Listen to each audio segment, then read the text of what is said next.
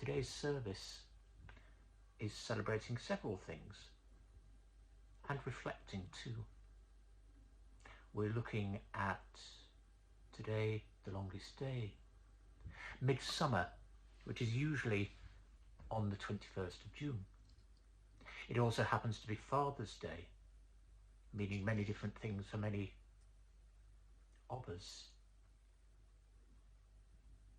And the title today, interestingly, is Propagation and Growth, reflection on both Father's Day and Midsummer.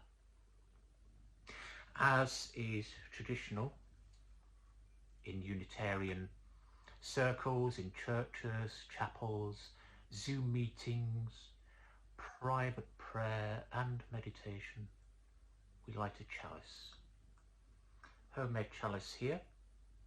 It was actually a ramekin from a takeaway creme brulee. It's amazing what you can produce in times of need and lockdown. But like this chalice, and what I'm really thinking about as part of today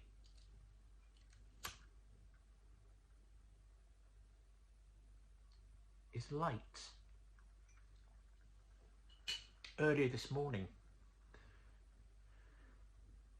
the light of the first rays of the sun, if it pierced the cloud, will have come shining behind the heel stone at Stonehenge, and I'm imagining all the druids and the watchers and the followers and the people celebrating that ray of light. And we also think in our chalice lighting of bringing light into the world, particularly at the moment with everything going on with all the issues that we have at the moment with race and discrimination and coronavirus. And I'm thinking about our chalice and about that heel stone and about the celebration of the fact that we can bring light into the world. And Midsummer is the longest day, whether it's cloudy, whether it's sunny, and we have a great chance to bring light and warmth and kindness to every single person that we meet. And that's my real reflection on lighting the chalice. And I'm going to talk a little bit about light and the divine spark later. As I mentioned, it is also Father's Day. I'd like to lead you in a short prayer by Carol Ullman Morton, and it's simply entitled Father's Day Prayer. On Father's Day, we honour those people who have been teachers, confidants and friends. We acknowledge that it is not biology that makes a parent, but love and attention. For those of us that have lost a father or a child, we hold their memories in our hearts. For those of us who are fathers, we ask for continuing help in discerning how best to care for our children, whether they are 5 or 50 years old. May the strands of relationship between ourselves and all of creation grow ever stronger. May all of us, no matter what our place in the cycle of life, experience nurture and love. And may we pass on that love to those we encounter on our own paths. So may it be. Amen. So as I said, I'll be touching on a few subjects. I'm talking about light, talking about fatherhood and what that might mean in different ways and how fathers act.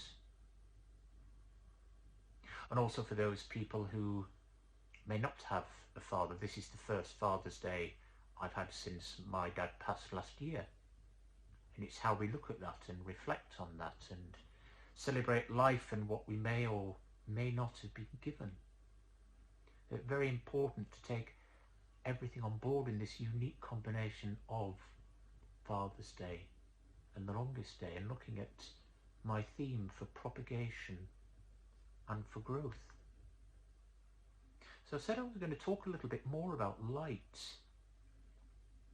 I noticed that light seems to appear in many of the holy books and scripture, I've already talked about the stones at Stonehenge, and no doubt there are other standing stones across Britain and the world where similar ceremonies occur. But divine light is an aspect of divine presence, ability of God, angels, human beings to communicate perhaps through spiritual means. First chapter of the Bible, Elohim created light and saw the light to be good. In Hinduism, Diwali, the festival of lights, is a celebration of victory of light over darkness. The Rig Veda includes nearly 24 hymns to the dawn and its goddess Ushas. Buddhist scripture talks about numerous Buddhas of light, including a Buddha of boundless light, Buddhas of unimpeded, unopposed and pure, various different types of light. Remember what I was saying when I was like this about the oppression that is happening in the world, and racism and coronavirus and all the things that are happening. And if we are spiritual people, then perhaps it is our job to reflect one of these divine presences of light and actually bring it to the fore. And why talk about light? What better time to talk about light than on the longest day of the year? No wonder it's so important to many cultures and many traditions. I could go on. There have been so many references to light. Zoroastrian. We talk about the Enlightenment, secret cults like the Illuminati. We have this thing about light and about wanting to have a long time of light. And if you're wondering if all this sounds a little bit, I don't know, a little bit mystical, a little bit far-fetched, a little bit too godlike, you can think of another idea from Hinduism, which is about the Brahma, the inner spark of the divine, which is within each and every one of us. And I think it's very important to reflect that each of us has a light within us that we can carry, like the chalice, which is part of the reason why we light a chalice. To remind us all that we can be the light in the world. Now you might ask where this is all going, because probably it was about growth and propagation. Or one of the things that plants need, certainly, is a lot of light to grow. Okay, some need to go in the shade, and I know some of you botanists will be arguing about those plants that can grow in very low light, or certain types of mosses and lichen. I know, but generally, plants, animals, people all need light. But we don't just need a physical light. I think we need emotional lights, and we need spiritual lights within our lives. So who would provide this light? What is the light?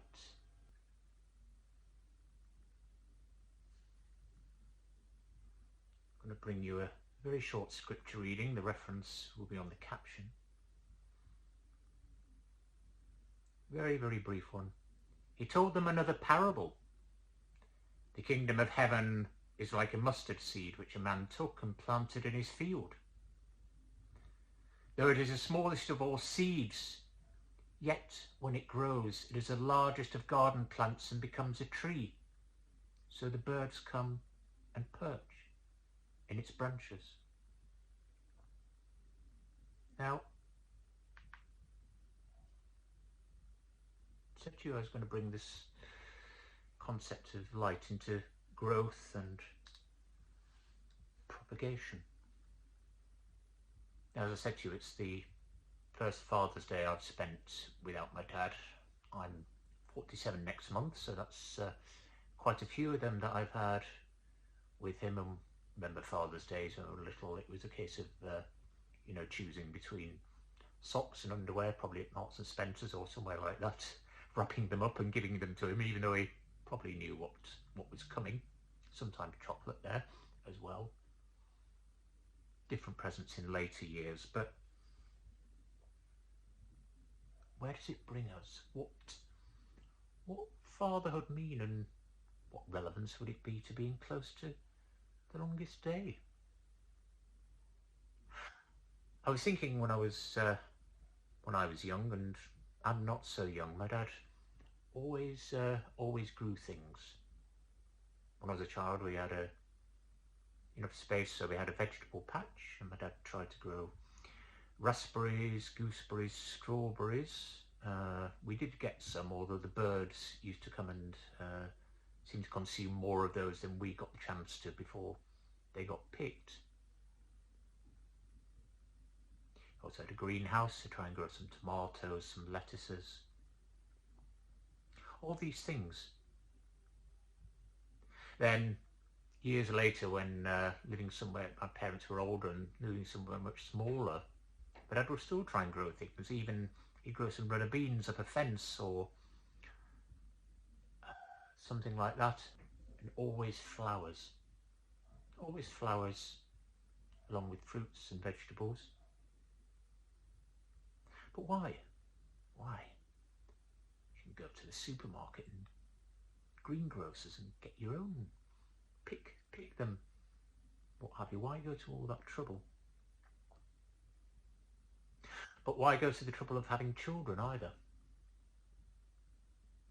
Children and young adults, like plants, fruits, vegetables, all need propagating, and all need to grow.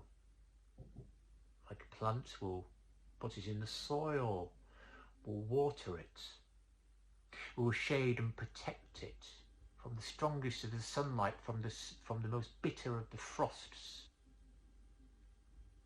from the most powerful of the winds.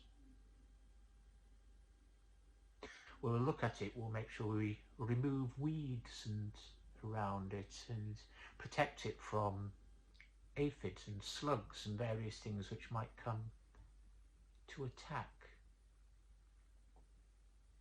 And those people who do grow, I'm taking on my dad's green fingers, I got brown fingers. Any plant that I have normally dies in a few weeks. But for those who are green fingered and do grow things, the conditions have to be right, but it's great to see the fruits of your labour, and that's not a pun, that's where it comes from, seeing the fruits of your labour, seeing what comes on the trees and bushes and from the ground, and the beauty of the flowers and all that's been done sometimes when times are not so good. And it really made me think about what fatherhood and what Father's Day would actually mean. And you don't have to be a parent to actually understand Father's Day, understand the concepts. It's about growing people. We need to give them the right environment to grow. We need to give them the right time. We need to propagate them. We need to water them, to feed them, to protect them from some of the most difficult things while they're still young and vulnerable.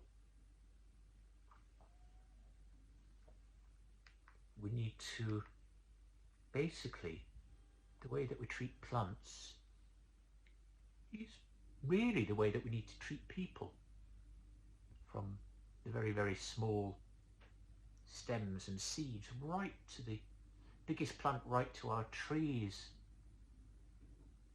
The big ones, they all need care and love and attention. I was reading an interesting article posted by a friend on Facebook that there's a lockdown concert at the Liceo Opera House in Barcelona. And it's actually being done for plants. Puccini's chrysanthemums. 2,292 plants are going to be there, but they're going to live stream the performance. But an interesting quote that's been said from Eugenio Ampudia, the conceptual artist behind the concert, said, yes, it was reflecting the COVID-19 pandemic where people have retreated from areas, but he said two things. One about when humankind shut itself, nature's taken over, but the most important thing is it's done so at its own rhythm according to its patient biological cycle. Can we broaden our empathy and bring it to bear on other species? Let's start by using art and music and inviting nature into a great concert hall. And they're donating the plants to health workers. Why do we treat plants, and even some animals, but I'm talking about plants here, why do we treat them better than we treat human beings? How often do we love and tend to human beings? How often do we allow them to grow?